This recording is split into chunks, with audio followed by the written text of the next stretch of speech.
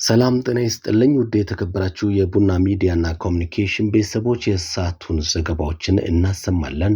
አማኑኤል ኃይለ ነኝ። ዘላቂ የውሃ አቅርቦትና ደህንነቱ የተጠበቀ የንጽህና አጠባበቅ ስርዓቶችን ማረጋገጥ ለአጀንዳ 2063 ግቦች ስኬታማነት በሚል መሪ ሐሳብ በአዲስ አበባ ሲካሄድ የቆየው 39ኛው የአፍሪካ ህብረት የመሪዎች ጉባኤ ተጠናቋል። መሪዎቹ 48ኛው የአፍሪካ ህብረት የሥራ አስፈጻሚ ምክር ቤት መደበኛ ስብሰባ ላይ ውይይት ባደረጉባቸው አጀንዳዎች ላይም መክረዋል። በመዝጊያ ስነ ስርዓቱ ላይ ኢትዮጵያ በውቢቷ የአፍሪካ መዲና አዲስ አበባ ለመሪዎቿ ላደረገችው አቀባበል ምስጋና ተችሯታል። ለሁለት ቀናት ሲካሄድ የቆየውና ለአህጉሪቱ ጠቃሚ አጀንዳዎች የተነሱበት ጉባኤ የተለያዩ ውሳኔዎችን በማሳለፍ ተጠናቋል።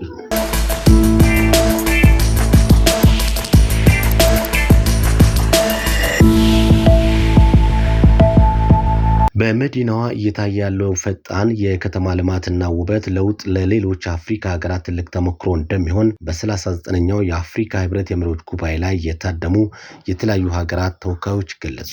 አዲስ አበባ በየጊዜው እየተዋበች እና ንጽህና እየተጠበቀ መታለች ያሉት ተሳታፊ ይህ ለውጥ በአጭር ጊዜ ውስጥ መመዝገቡ እጅግ አስደናቂ እንደሆነ አግራሞታቸውን ገልጸዋል።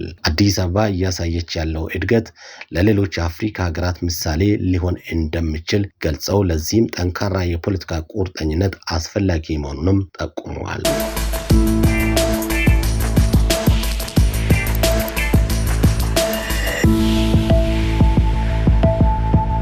አፍሪካ የኢኮኖሚ ድንበሮችን በመስበር በአንድ ግዙፍ የጋራ ገበያ ጥላ ስር ለመሰባሰብ የጀመረችው ታሪካዊ ጉዞ አዲስ ምዕራፍ ላይ መድረሱ ተገለጸ።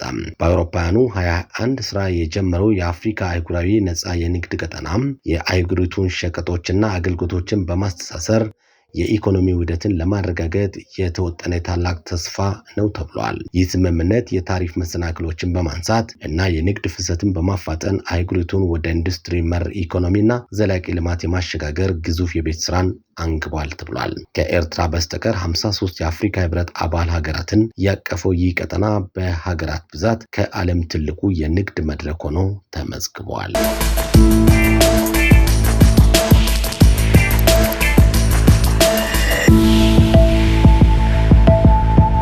ኢትዮጵያና የተባበሩት መንግስታት ድርጅት አካባቢ ጥበቃ ፕሮግራም የአየር ንብረት ለውጥን ለመከላከል ያላቸውን አጋርነት ለማጠናከር ተስማሙ።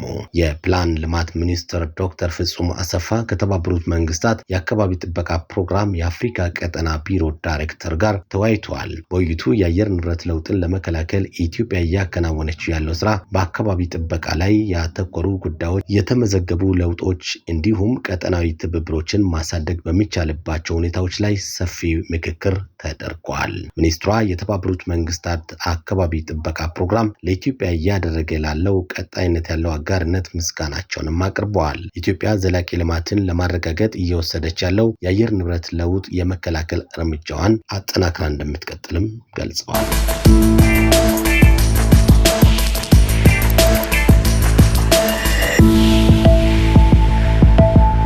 የሲዳማ ክልል ምክር ቤት በሐዋሳ ከተማ ሲያካሄድ የቆየው መደበኛ ጉባኤ በተለያዩ አጀንዳዎች ላይ ተወያይቶ ውሳኔ በማሳለፍ ተጠናቋል። ምክር ቤቱ ለበጀት ዓመቱ ቀሪ ወራት ስራ ማስፈጸሚያ እንዲሆን የቀረበለትን ከ9 ቢሊዮን ብር በላይ በጀት በተጨማሪነትም መርምሮ አጽድቋል።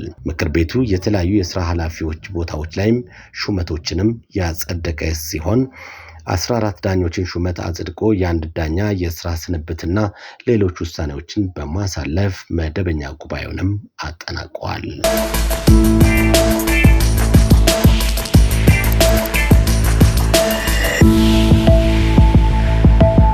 አትሌት መሰረት ድንቄ $50,000 ተሸለመች።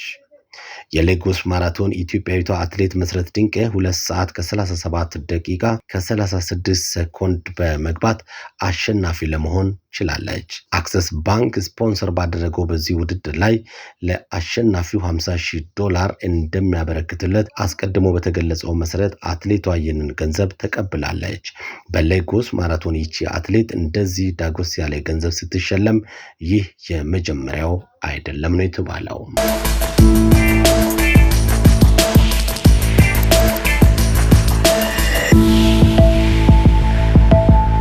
የዩክሬን የዩክሬኑ ፕሬዝዳንት ዜሌንስኪ በሙኒክ እየተካሄደ ባለው የደህንነት ኮንፈረንስ ላይ ባደረጉት ንግግር ኢራን ላይ ትችት ሰንዝረዋል።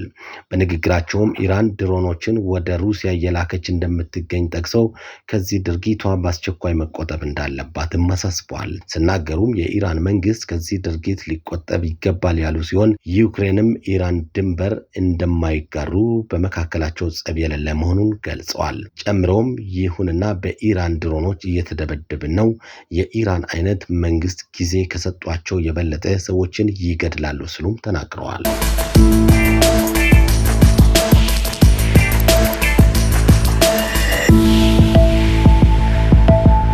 በጀርመን እየተካሄደ ባለው የሙኒክ የጸጥታ ጉባኤ ላይ የተገኙት ከፍተኛ የዩናይትድ ስቴትስ ዴሞክራቲክ ፖለቲከኞች በፕሬዝዳንት ዶናልድ ትራምፕ የውጭ ጉዳይ ፖሊሲ ስጋት ውስጥ የገቡ የአውሮፓ ሀገራትን ለማረጋጋት ጥረት እያደረጉ ይገኛሉ ተብሏል። የካሊፎርኒያ ገዢ ጋቪን ኒውሰም በጉባኤ ላይ ባደረጉት ንግግር ዶናልድ ትራምፕ ጊዜያዊ ናቸው፣ ከ3 ዓመት በኋላ ይሄዳሉ በማለት የአውሮፓ መሪዎች በትዕግስት እንዲጠብቁም መክረዋል። የሰዓቱ የቡና ሚዲያና ኮሚኒኬሽን አጫጭር ዘገባዎችን ይመስላሉ። አማኑኤል ላይ ለነበርኩኝ ጤና ይስጥልኝ።